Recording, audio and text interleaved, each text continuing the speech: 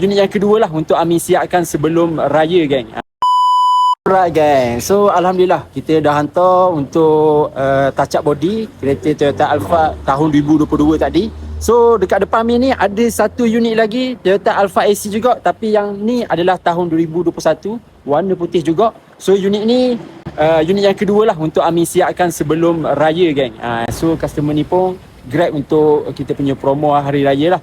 So dekat belakang Amin ni, kereta ni kita dalam proses lagi, kita belum masuk puspakong lagi lah. Okey, tapi kita nak hantar touch up dulu sementara kita ada masa ni sebelum masuk puspakong. Kita settlekan lah yang mana boleh settlekan dulu. So untuk kereta ni dia ada defect dekat bahagian rem dia. So jom Amin tunjuk sikit Okey, geng. Ni condition rem yang datang daripada Jepun. So kalau kita tengok dekat ujung ni dia ada kesang calor sikit lah. Okey, defect sikit. So untuk 44 unit 44 biji tayar ni, yang ni je lah. Rem ni sahaja yang defect. So untuk unit ni pun kita akan settlekan cun-cun.